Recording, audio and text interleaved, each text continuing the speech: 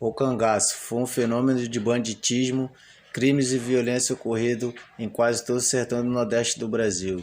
Entre o século XIX e meados do século XX, seus membros vagavam em grupos atravessando estados e atacando cidades, onde cometiam assassinatos e estupros.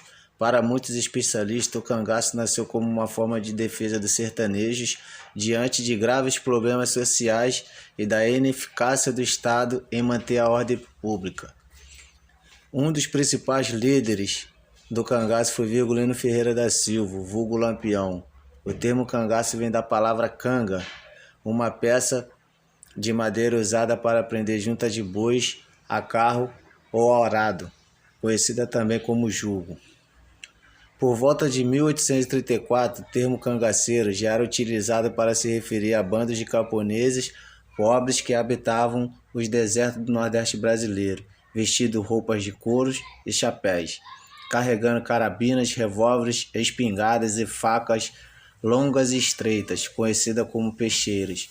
O termo cangaceiro era uma expressão pejorativa que significava a pessoa que não podia se adaptar ao estilo de vida costeira.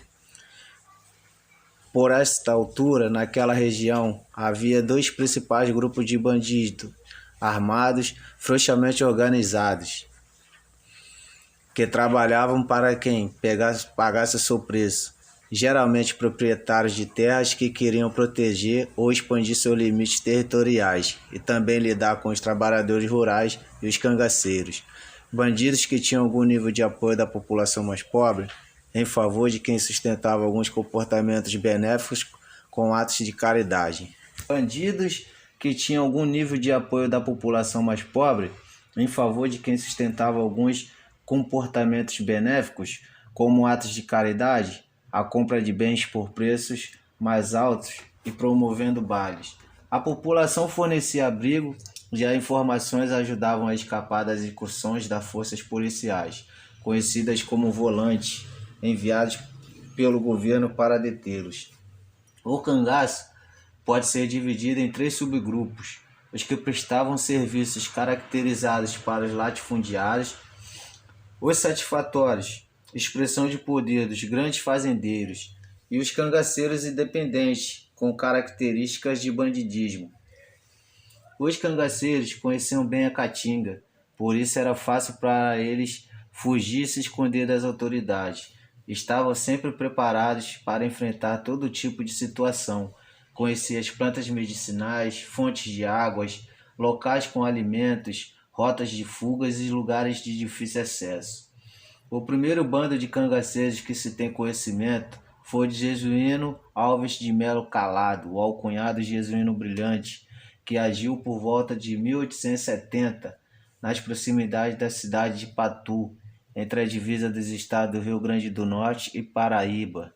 Embora alguns historiadores atribuam a Lucas Evangelista o feito de ser o primeiro a agregar um grupo característico de cangaço, nos arredores de Feira de Santana em 1828, sendo ele preso junto com a sua quadrilha em 28 de janeiro de 1848, por provocar durante 20 anos assaltos contra a população de Feira. O último grupo de cangaceiros aos registros sobre o mesmo. Os cangaceiros conseguiram dominar o sertão durante muito tempo, pois eram os protegidos de coronéis que se utilizavam deles para cobranças de dívidas, entre outros serviços sujos. Um caso particular foi o de Januário Garcia Leal, Sete Orelhas, que agiu no sudeste do Brasil no início do século XIX, tendo sido considerado justiceiro e honrado por uns e cangaceiro por outros.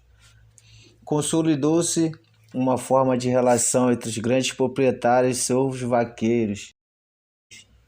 Fidelidade dos vaqueiros aos fazendeiros. O vaqueiro se disponibilizava a defender de armas na mão os interesses do patrão. Como as rivalidades políticas eram grandes, haviam muitos conflitos entre poderosas famílias que se cercavam de jagunços para a defesa, formando assim verdadeiros exércitos. Porém, chegou o momento em que começaram a surgir os primeiros bandos armados, livres do controle dos fazendeiros. Os coronéis tinham poder suficiente para impedir a ação dos cangaceiros. O cangaceiro, em especial Lampião, tornou-se personagem imaginário nacional, caracterizado como uma espécie de Robin Hood, que roubava dos ricos para dar para os pobres, caracterizado como uma figura pré-revolucionária que questionava e subvertia a ordem social de sua época e região. Os coiteiros eram pessoas que ajudavam os cangaceiros, dando-lhes abrigo e comida. Faziam isso por serem parentes, amigos, ex-vizinhos ou ainda por interesse ou medo.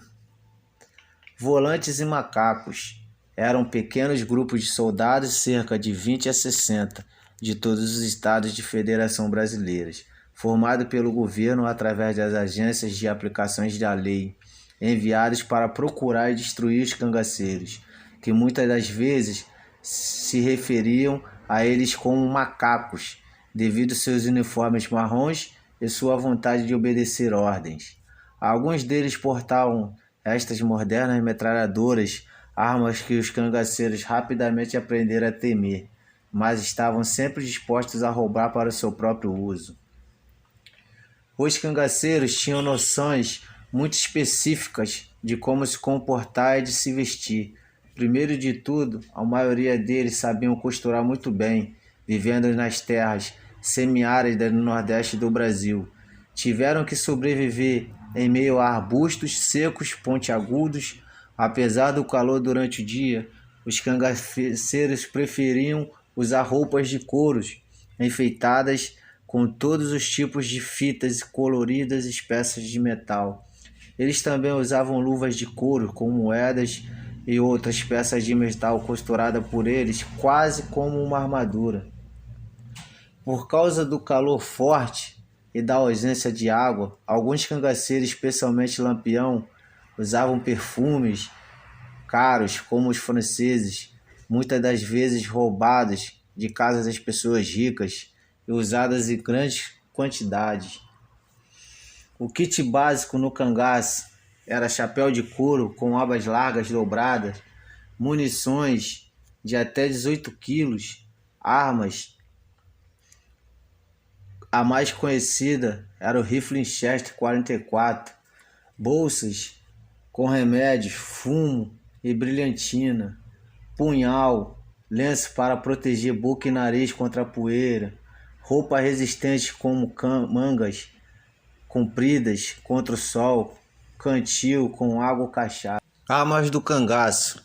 As armas dos cangaceiros eram principalmente revólveres, espingardas e a famosa parabelo, que é uma corruptela, em português da palavra latina parabelo, que era o nome oficial da pistola Luger. A palavra significa preparar para a guerra e vem do provérbio latino. Foi designada como uma arma oficial das tropas governamentais brasileiras e por alguns soldados responsáveis pela aplicação da lei.